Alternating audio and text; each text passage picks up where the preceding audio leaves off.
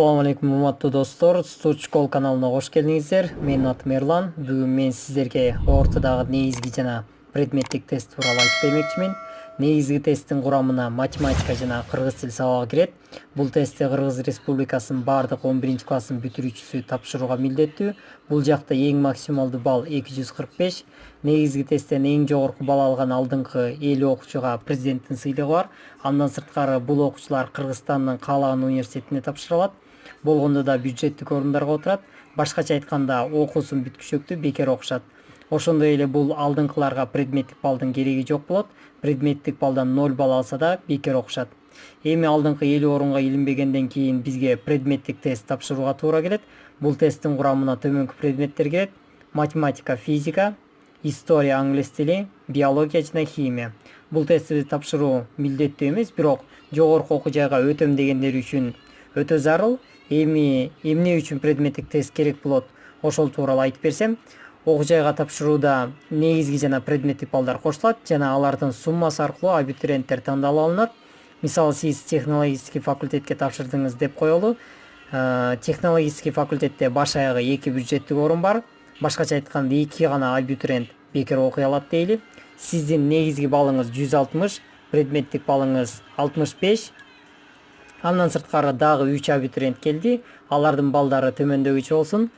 Көрүп тургандай, алардын негизги баллы сиздикинен төмөн, бирок бул жактан Асан жана Айша бюджеттик орунга ээ болот. Себеби булардын бириккен баллы салыштырмалуу сиздикинен жогору.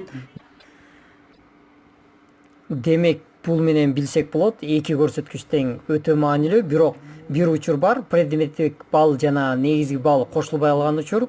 Мындай учур качан болот? Качан сиздин баллыңыз проходной баллдан өтпөй алган учурда болот. Мисалы, негизги баллыңыз 190 балл болсо, предметтик баллыңыз 58 балл болсо, экөө кошулбайт. Себеби предметтик балл 60 баллдан жогору болушу керек. Ошондо гана кошулат. Ал эми негизги балл 110дон жогору болушу керек. Ушул жерде айта кетчү нерсе, кээ бирөөндө суроо пайда болушу мүмкүн. Көп балл алыш максатта бардык предметтик сабактарды тандап алса эмне болот? Себеби предметтик балл менен негизги балл кошулуп жатпайбы деген сыяктуу суроолор пайда болушу мүмкүн. Ооба, предметтик сабактардын баарын тандап алса болот, бирок университетке тапшырганда предметтик баллдын баары кошулбайт. Мисалы, медицина тармагына тапшырсаңыз, негизги тест жана предметтик сабактардан биология, химия сабактары гана кошулат. Калган тандап алган математика, физика сыяктуу тиешеси жок сабактар алынып салынат.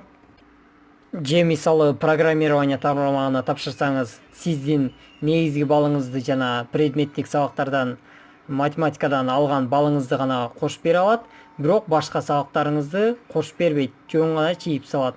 Бирок көп предмет тандаган жакшыраак деп ойлойм, себеби бири болбосо бири болуп кетиши ыктымал.